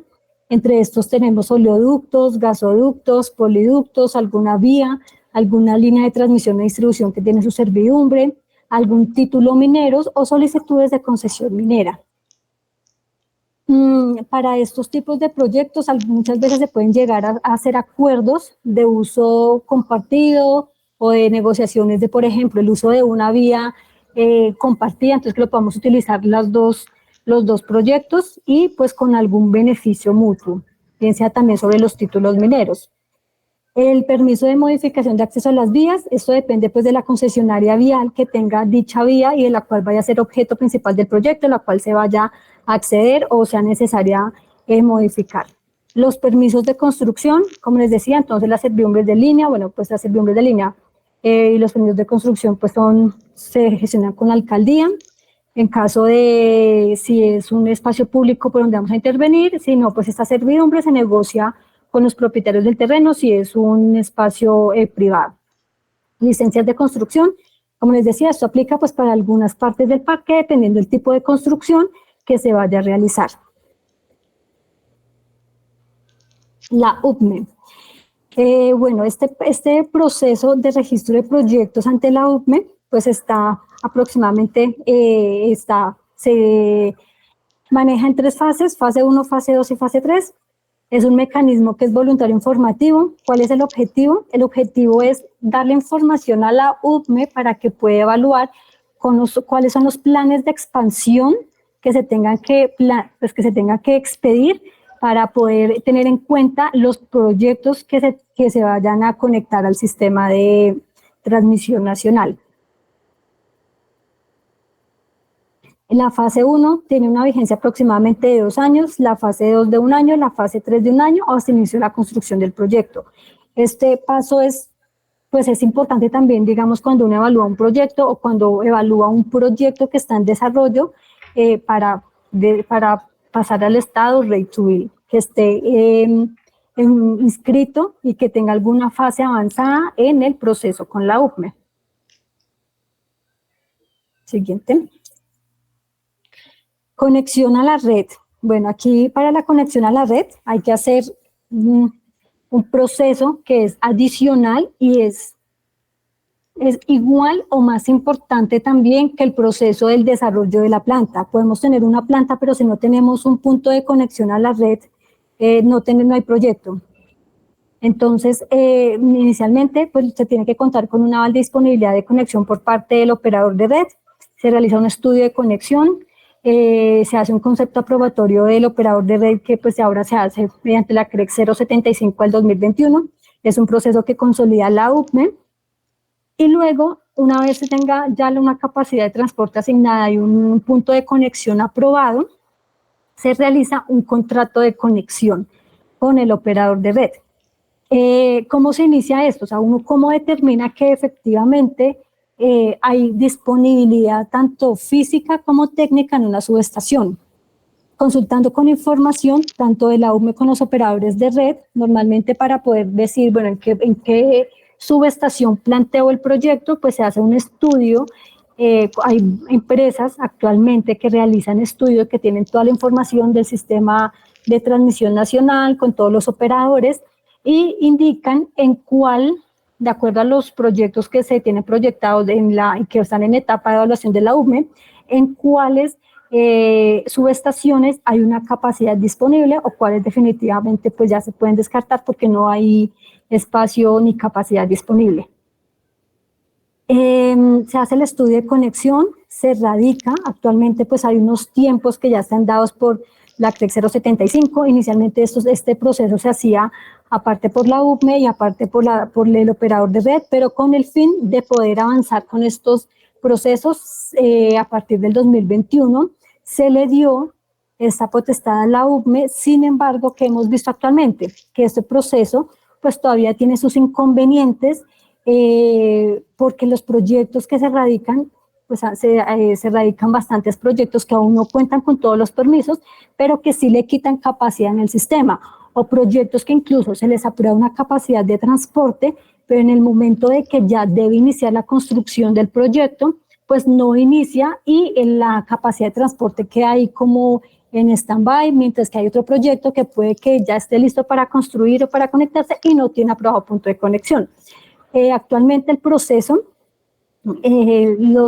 esos plazos de erradicación de estos proyectos por la ventanilla única de la UPME tenían plazo inicialmente hasta mayo 30, luego pasaron hasta junio 9, actualmente ya ampliaron otra vez el plazo hasta octubre, si no estoy mal. El siguiente año parece que van a detener los procesos de capacidad de asignación de transporte. ¿Esto por qué? Porque ya está colapsada la UPME con esta revisión y validación de los estudios. ¿Qué ha pasado incluso? Que a pesar de tener una capacidad asignada por el operador de red, o sea, un visto bueno por parte del operador de red, la UPME ha asignado ha dado conceptos negativos o viceversa, ha dado conceptos positivos cuando en realidad en la subestación no hay una capacidad ni hay espacio físico. Entonces, pues digamos que como pues estas empresas lo que hacen es solicitar una revisión, entonces pues está todavía como con revisión de esos procesos pasados que no son satisfactorios, pero que deben salir pues en este año. Bueno, para la obtención de este estudio de conexión, las validaciones de espacio físico, pues se gestiona mediante visitarlas a la subestación, pues los contratos de conexión, normalmente hay un contrato que es estándar, sin embargo, pues también depende de cuáles son los activos necesarios para la conexión de este tipo de proyectos. Otra cosa que ha pasado constantemente con estas aprobaciones y es que las aprobaciones de este punto de conexión están condicionadas o a una modernización de la subestación o a una ampliación de la capacidad o incluso a planes de expansión de la UDME que todavía no tienen una certeza de cuándo van a entrar o cuándo van a estar listos, pero que estos proyectos sí tienen una fecha, una FPO que se tiene que cumplir. En este caso, ¿qué se podría hacer? Pero que también es un impacto para el proyecto.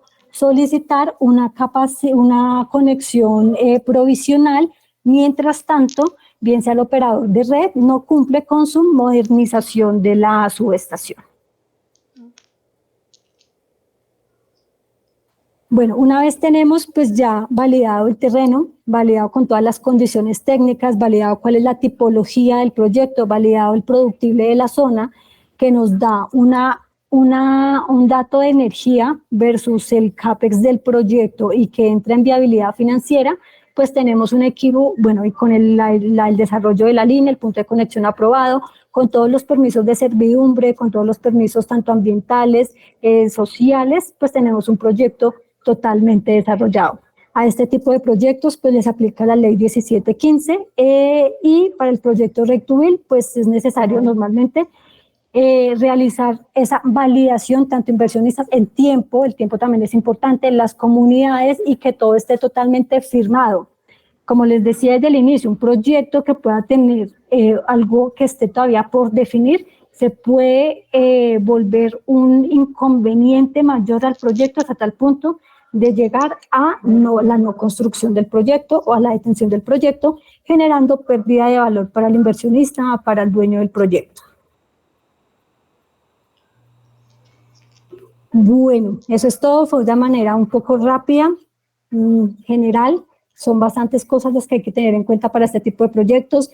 Esto solamente es desde la etapa de desarrollo, sin embargo, pues la etapa de construcción, de ingeniería detallada, de operación y mantenimiento, pues son temas también mucho más amplios. Muchas gracias. No sé si tengan preguntas. Bueno, agradecemos a la ingeniera Jennifer Benítez por su presentación. Sabemos que es muchísima información y ha sido un poco denso. Pero en estos momentos entonces abrimos la participación para los ingenieros que en estos momentos nos están acompañando, de tal manera que puedan generar las preguntas correspondientes a la ingeniera Jennifer.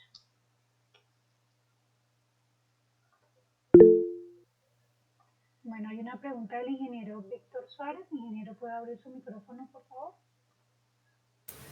Muchas gracias Jennifer, muy buena tu presentación, excelente. Activar micrófono, control más D. Tu micrófono está activado. Quería hacerte la siguiente pregunta, Jennifer. ¿En qué momento, digamos, del proyecto yo puedo dimensionar la potencia del mismo, ¿no? Y definir el polígono de área que voy a requerir? Si se hace un estudio preliminar, se hace un prediseño, se hace alguna simulación antes de iniciar todo este proceso, o en qué momento es el más adecuado para yo poder decirle a mi proyecto de 20, 50, 100 megas, o requiero 100, 150, 200 hectáreas. Esa es una pregunta. Y la otra pregunta tiene que ver con el cierre financiero. Es decir, si en alguna de las etapas antes de llegar a RTV, al Ready to Build, yo puedo tener algún preanálisis financiero que me dé alguna señal, ¿sí? Por ejemplo, la preventa de energía, cómo voy a vender yo ese kilovatio, ¿sí? Si lo voy a vender por encima de bolsa, cómo me va a salir el kilovatio. y tener como esa certeza de la venta de la energía, ¿sí? Para saber si el proyecto lo continúa o no. Porque lo que tú nos has mostrado, pues es una cantidad de trabajo enorme y de bastante costo. Y es conveniente como tener en alguna etapa preliminar esas señales de prefactibilidad si yo sigo o no sigo. Esa es mi pregunta. Claro que sí, Víctor. Bueno, la primera pregunta sobre el tamaño del proyecto. El tamaño del proyecto, pues lo defino desde el inicio, pero depende de la necesidad del proyecto. ¿Para qué es el proyecto? O sea, si el proyecto yo ya tengo un PPA firmado en el cual tengo una garantía de energía y necesito instalar una planta de 20, pues busco un tamaño adecuado para 20 y el proceso que hago de aprobación ante el operador de red va a ser de 20. De 20 nace normalmente, que es, digamos que la potencia, la capacidad nominal. Eso depende del proyecto, pero que sí se tiene que tener en cuenta desde el principio que lo que se radica ante el operador de red, la capacidad de la que yo tengo aprobada en el sistema o en la subestación, esa es la capacidad aprobada. Yo de ahí esto no puedo excederme en instalar más potencia. Entonces ahí lo que tener muy claro es para qué quiero el proyecto. Si es un proyecto de autogeneración, un proyecto de menor de 5 megas, no tiene que cumplir el proceso de la CREC 075, sino que ya va un proceso por la CREC 134, que son proyectos de autogeneración a gran escala, que de lo que dependen es de la disponibilidad de la red y del espacio que yo tenga disponible para instalar el proyecto. En cuanto al segundo punto del rate to build, es importante también, digamos que nosotros desde el inicio, cuando hacemos la viabilidad de un proyecto, entonces lo que hacemos es una simulación básica antes de hacer todos los estudios, una simulación básica con el productible de la zona, con un CAPEX estimado de lo que costaría el proyecto, ya teniendo en cuenta una visita en esa prefactibilidad, se saca un CAPEX, con una visita, por ejemplo, donde yo identifique hay cuerpos de agua, de pronto, por ejemplo, hay un cuerpo de agua o tiene un riesgo de inundación, entonces tengo que poner un muro de contención de, no sé, 100 metros, eso cuánto me afecta el CAPEX, cuál va a ser la forma de conexión, la longitud de la línea, todo eso lo meto dentro de un CAPEX, no permite determinar cuál va a ser el costo del kilovatio hora al que yo podría negociar un PPA. Ese sería el objetivo, tener un PPA o estar negociando un PPA mientras voy desarrollando el proyecto. Con eso tengo la generación y tengo ya la venta de energía, el cliente directo. Actualmente, ahorita con el fenómeno del Niño, pues los precios suben, o sea, los precios a los que se pueden vender esos PPAs suben. Sin embargo, pues hay momentos en los que si estamos en fenómeno de la Niña, está lloviendo mucho, de pronto pues el precio de bolsa está muy bajito, pues el precio del PPA pueda que sea un poquito bajito, pero si ya se está establecido en un contrato, pues durante todo ese tiempo se va a mantener el precio, pues obviamente teniendo en cuenta una indexación de acuerdo al plazo del contrato. No sé si respondo a tu pregunta, Víctor. Sí, muchas gracias, Jennifer. Tenía solamente una inquietud. Pues, por ejemplo, en proyectos pequeños se trabaja con el PDC. ¿Cuál sería el software como más recomendado para estos proyectos ya grandes, de 50, 80, 100 o mayores? Bueno, sí, digamos que el PVSys puede servir para estos proyectos, sin embargo, ahorita también hay un software que es un poco más completo y que nos permite también como complementar con esa parte de movimiento de terreno, instalación de mesas, de tener en cuenta la inclinación del terreno, y es el PDCase. Funciona, es un software bueno, sin embargo, el PVSys también se puede usar para este tamaño de proyectos. Muchas gracias, muy amable. Bueno. Gili, quisiera hablar un momentico de hacer alguna aclaración, por favor. Sí, señor. Sí, bueno, Jennifer, ante todo, pues te felicito. Me siento bastante complacido porque, pues, conozco tu trayectoria profesional y eres una persona que has hecho, sobre todo, en el tema de capacitarte, has acertado. Este es un tema que nosotros en la Asociación de Ingenieros, sobre todo José, en una charla anterior, hablaba de la pertinencia de que los ingenieros de la asociación vean posibilidades. Yo personalmente creo que como los ingenieros activos de la asociación trabajan con el grupo Enel, tengo una frase digamos, entre comillas, de combate, que es que nuestros ingenieros se deben capacitar para no trabajar en el grupo Enel.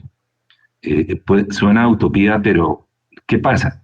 Uno lo que nota es que en el grupo los ingenieros, pues como es una empresa moderna, digitalizada, todas las perspectivas que tú nos comentaste son difíciles que un ingeniero las tenga presentes. Allá pues el tema, y sobre todo con la tercerización, está muy compartimentado. Entonces un ingeniero se dedica únicamente a un solo tema y deja por fuera los demás. Lo segundo es que cuando hablamos con Jennifer de esta conferencia o charla, hablábamos de que el tema técnico como tal, pues en este momento es un tema que es predecible, mientras que ¿qué es lo que está haciendo en este momento que los proyectos sean exitosos o fracasen? La parte de los temas sociales donde se van a desarrollar los proyectos. Todos sabemos que en general, dada la ausencia del Estado, sobre todo que estos tipos de proyectos, en general, caso de La Guajira, son zonas en las cuales el Estado no ha tenido presencia. Cuando se llega a trabajar, las comunidades, como decíamos en algún momento en la empresa Energía, consideraban que llegaba Papá Noel. Y pues son tantas las exigencias que muchas veces hacen que el proyecto no sea viable. Por eso me pareció muy importante el tema de atacar digamos, la factibilidad o la probabilidad de que se haga el proyecto primero con las comunidades, sobre todo vendiéndoles el proyecto, sobre todo haciendo que el proyecto enganche a la comunidad y se le dé la posibilidad de beneficiarse de él, ya sea a través de mano de obra que se va a capacitar, etcétera. Y lo tercero, que me parece a mí muy importante, es el trabajo que se debe hacer no tanto dentro del proyecto como tal, sino previo al proyecto, es decir, el convencimiento. Sobre todo porque si se entra con pie derecho con las comunidades, es muy importante poderlas convencer y sobre todo también unirlas al desarrollo que se genere con el proyecto y, digamos, los desarrollos alternos que se van a presentar. Yo considero, por ejemplo, y uno analizando el caso de La Guajira, con el tema de Enel y que decidió parar el tema del desarrollo del proyecto que tenían que estaban ya listos para ejecutar, me parece que ahí hay que cambiar la estrategia de cómo entrar con las comunidades. Ya no se puede, como en épocas pretéritas. Yo tuve la oportunidad de trabajar en el proyecto Mesitas. En esa época, los estudios de impacto ambiental, cuando se hizo el inicio de la construcción de ese proyecto, ni se sabía qué era eso. En el año 1986, con la ley 56, fue que por primera vez se medio empezó a hablar de las compensaciones con las comunidades. Y este tema se ha ido desarrollando y también ha hecho que todas las temas que tienen que ver sociales con el proyecto, ambientales, etcétera, haga que nosotros los ingenieros ya no pensemos en únicamente en poner en marcha el proyecto, sino que hay que trabajar con equipos de trabajo y que es un trabajo asociado. Y por último, quisiera hacerte una aclaración técnica. Cuando tú dijiste del que se tenía que analizar el tema de los 25, 50 o 100 años de las lluvias,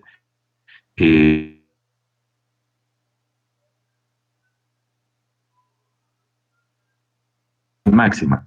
Y básicamente es una envolvente estadística y con base en eso se tiene en cuenta cuál es la pluviosidad máxima en el terreno para poder diseñar los drenajes y la evacuación de las aguas. Sobre todo, esto cobra mucha importancia con el actual cambio climático. Muchas felicitaciones, me parece muy interesante tu charla y voy a vender algo por parte de la asociación. Hablaba con Jennifer a ver si pudiéramos montar un curso de unas 80 o 100 horas para diseño de este tipo de proyectos.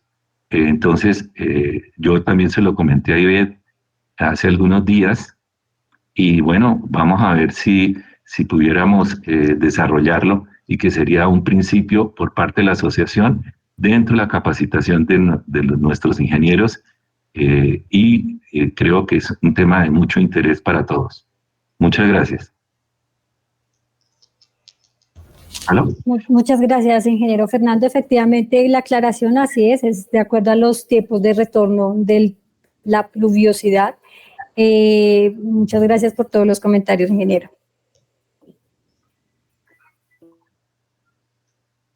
Bueno, creo que no hay más preguntas hasta el momento y quisiera hacer una pregunta ya de mi parte en medio de mi ingenuidad. Y es lo siguiente, de acuerdo con la experiencia de la ingeniera Jennifer, ¿cuántos proyectos ya de lo que tiene que ver con granjas solares en estos momentos se encuentran en el país? Teniendo en cuenta lo que comentas de que la UME en estos momentos está colapsada con tantas solicitudes, ¿sí? Y la otra pregunta sería, de acuerdo con esos puntos críticos que nos comentas en esa ruta de planeación, ¿cuáles han sido los que han generado que se desista en su mayoría de llevar a cabo esos proyectos en el país?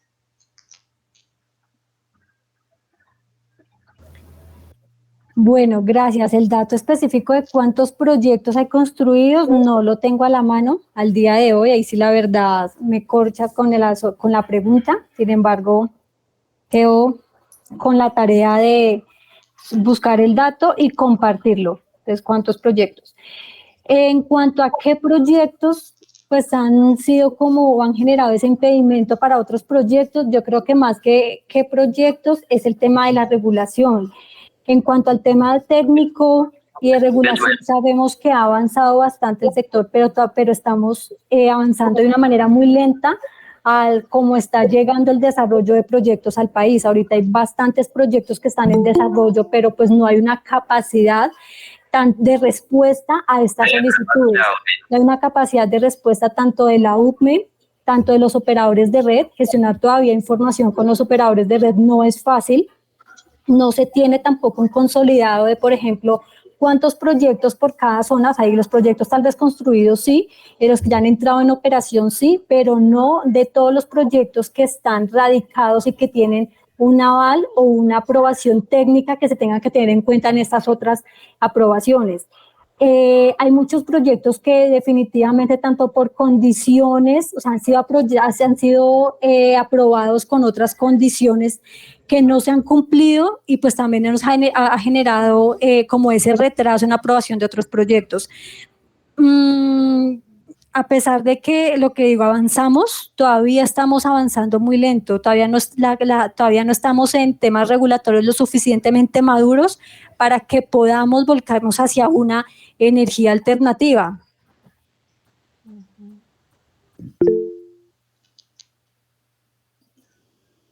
Ok, muchas gracias, ingeniera.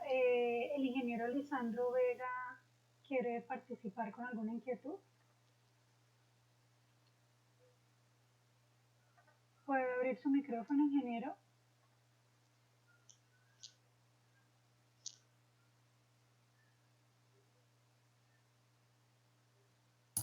Sí, bueno, muchas gracias. Yo quiero simplemente preguntar si se tienen costos del kilovatio hora, costo promedio del kilovatio hora generado en esos proyectos y desde luego expresar mis agradecimientos a la ingeniera Jennifer por tan interesante conferencia.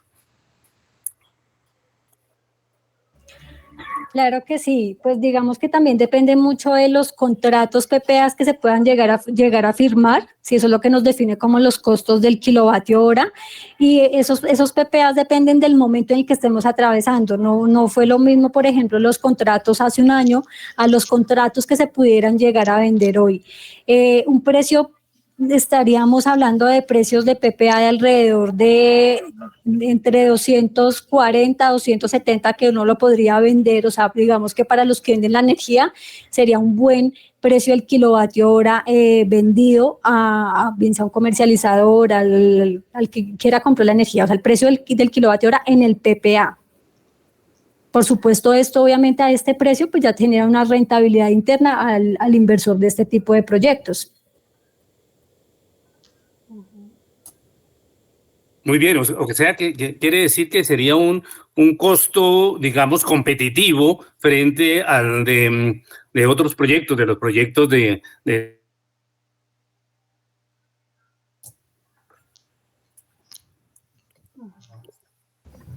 Sí, efectivamente es un precio competitivo. De pronto una desventaja que tiene en el mercado de los PPAs este tipo de proyectos es que el recurso es un recurso itinerante. Dependemos del sol. Entonces no siempre vamos a tener, pues digamos que las mismas condiciones de radiación todos los días, depende de la nubosidad, depende de las condiciones climáticas y además no tenemos una curva constante de generación, una curva que nos genere 24 horas. Entonces ese sería como, digamos, lo que la limitante en el momento de comparar una energía de una planta solar o, por ejemplo, con una energía de una planta térmica o una hidroeléctrica. Muchas gracias.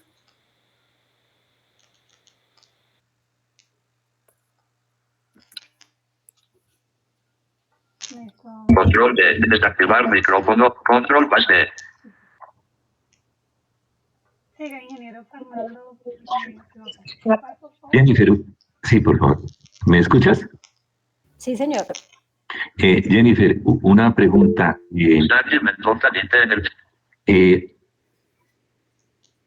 Dentro del, digamos, ya que hablas de que no hay una generación constante, dentro de los proyectos que tú estás hablando, se ha contemplado la posibilidad de tener almacenamiento, baterías, etcétera, para que en las horas que no haya radiación solar se pueda también vender esa energía.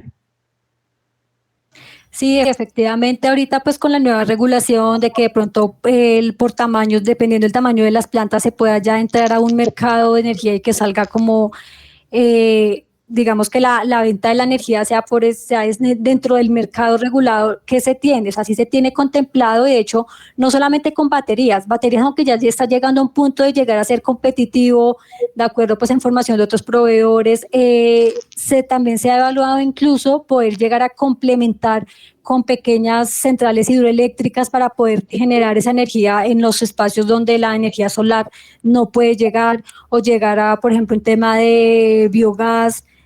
Se está buscando, hay muchas empresas que están tratando de precisamente llegar a ser competitivos en una curva plana de energía. Gracias, Jennifer.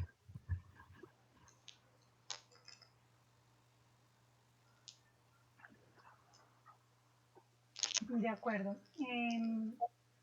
Voy a leer un mensaje que nos llegó acá en la charla de Sandy Mendoza. Dice, correcto, la generación completa solo se tiene al mediodía. Bueno, no hay más preguntas. Agradecemos a la ingeniera Jennifer por su tiempo, por su excelente conferencia. Agradecemos a todos los asistentes que nos acompañan hasta ese momento. Ingeniero Fernando, muchas gracias. Acertada esta participación de la ingeniera Jennifer para nosotros como ingenieros. Felicitaciones a la ingeniera Jennifer por toda su trayectoria y conocimiento. Y pues nada, desearles a todos una feliz noche, que descansen. Muchas gracias. Muchas gracias. Muchas gracias. Muchas gracias. Hasta luego. Gracias. Gracias. Muchas gracias. Hasta luego. Herman Orlando Galindo Estaines ha abandonado la reunión. Lisandro Vea ha abandonado la reunión. Víctor Suárez ha abandonado la reunión. Gracias. Pablo ha abandonado la reunión. Carlos de Peralta S. ha abandonado la reunión. Gracias, buenas noches. Ha abandonado la reunión. Hernando Serrano Tello ha abandonado la reunión.